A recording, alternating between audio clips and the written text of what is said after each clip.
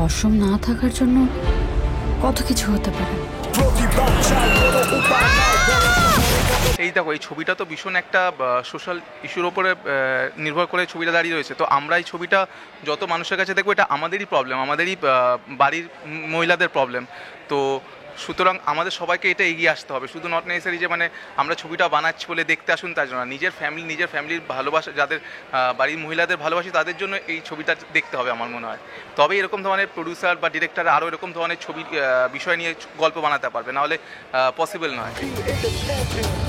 একজন মেয়ে হয়ে আরেকজন মেয়ের সমস্যা বুঝবেন না? আমাদের দোষী বাথরুমগুলোর এরকম অবস্থা। আমি এটার প্রতিবাদ করতে চাই। আমার তো একদম অসাধারণ লাগছে। আমাদের এই ফিল্মটা রিলিজ হতে চলেছে, প্রচণ্ড খুশি আমরা। আমার কিছু না, নর্মাল ফিল হচ্ছে। কিছু তো একটা ফিলিংস হচ্ছে। ফ্রেন্ডসরা দেখেনি? আমার ফ্রেন্ডস দেখে না আমার, আমি তো নতুন স্কুলে যাচ্ছি।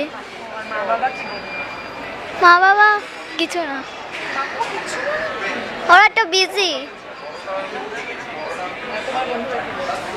আমার বন্ধুরা খুব এক্সাইটেড আছে যে ওদের একটা বন্ধুর ফিল্ম রিলিজ হচ্ছে, ওরা প্রচুর এক্সাইটেড।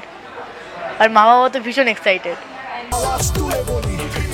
আমাদের আরো উন্নত বাথরুম চাই। স্টেশনগুলো ক্লিন হয়নি, একদম হাইজিনিক নয়। একটা অফিসে এতগুলো মেয়ে, অথচ মেয়েদের জন্য আলাদা বাথরুম নেই। ভালো লাগছে, অনেক কষ্ট করে অনেক স্ট্রাগল করার পর আজকে এই সিনেমাটা আমি আনতে পেরেছি সবার সামনে।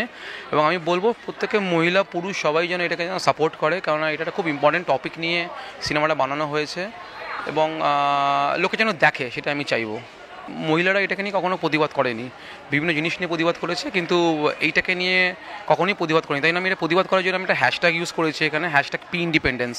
তো কারণ আজকালকার দিনে সোশ্যাল মিডিয়ার যুগ এবং সোশ্যাল মিডিয়ার মাধ্যমেই আই থিঙ্ক গণরোষ বা যেটাই মানে জনগণের যে ইচ্ছে বলুন বা জনগণের যে মানে এটাকে নিয়ে জানার যে উপায়, সেটা একমাত্র সোশ্যাল মিডিয়া। তো আমি চাই যে সোশ্যাল মিডিয়ার মাধ্যমে ম্যাক্সিমাম যেটা রিচ করতে পারি আমরা এটাকে নিয়ে। একদম হাইজিনিক নয়। একটা অফিসে এতগুলো মেয়ে, অথচ মেয়েদের জন্য আলাদা বাথরুম নেই। দেখো, এত বছর ধরে যেটা চলে আসছে সেটাই থাকবে। এবার তোমার আসল পরিচয়টা সূর্যকে বলো।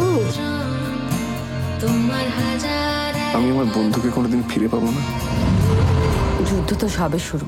টলিউড ফোকাস কলকাতা চ্যানেলটি আপনাদের ভালো লেগে থাকলে লাইক করুন, সাবস্ক্রাইব করুন এবং আপনাদের পছন্দের ভিডিওটি অবশ্যই শেয়ার করুন।